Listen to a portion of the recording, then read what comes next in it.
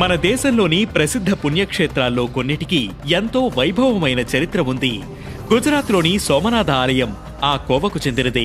12 జ్యోతిర్లింగాల్లో ఒకటైన ఈ ఆలయానికి ఎంతో విశేష చరిత్ర ఉంది. వేల ఏళ్ల క్రితమే అధునాతన సాంకేతికతను వినియోగించి పరమశివుడిని ప్రతిష్ఠించిన దివ్య క్షేత్రంగా ప్రసిద్ధి చెందిన ఈ ఆలయం గురించి ఈరోజు అనగనగాలో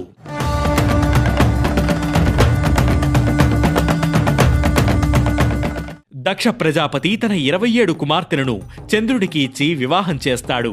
అయితే మిగతా వారి కంటే రోహిణితోనే చంద్రుడు ఎక్కువగా సాన్నిహిత్యంగా ఉండడంతో ఈ విషయాన్ని మిగతా భార్యలు తండ్రికి చెప్పి మొరపెట్టుకుంటారు.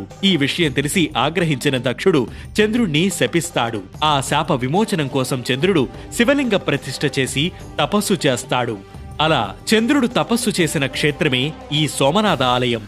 ఈ ఆలయాన్ని తొలిత చంద్రుడు బంగారంతో నిర్మించగా ఆ తరువాతి కాలంలో రావణుడు వెండితోనూ, ద్వాపర యుగంలో కృష్ణుడు కొయ్యతోనూ నిర్మించాడట. ఇక ఆ ఆలయాన్ని భీముడు రాతితో పునర్నిర్మించినట్లు స్థల పురాణం చెబుతోంది. ఆ తర్వాత కాలంలో ఎందరో రాజులు ఈ ఆలయాన్ని ఎప్పటికప్పుడు మరమ్మతులు చేసుకుంటూ కాపాడుకుంటూ వచ్చారు. ఇక 1026లో గజనీ దాడి చేసి ఆలయాన్ని ధ్వంసం చేశాడు. అప్పటికి ఆ ఆలయ వైభవం చూసి గజనీ మహమ్మదే ఆశ్చర్యపోయాడు. అదో ఆర్కిటెక్ట్ వండర్ గా చరిత్ర చెబుతోంది. ఎందుకంటే అప్పట్లో దర్శనమిచ్చిన శివలింగం భూమిపైన లేదు, గర్భాలయంలో గాలికి తేలియాడుతూ ఉండేది. ఆలయ పైకప్పు పైన అయస్కాంతం పెట్టడం, శివలింగం ఇనుముది కావడంతో ఇది సాధ్యపడి ఉండొచ్చని నేటి ఆర్కిటెక్ట్స్ చెబుతున్నారు.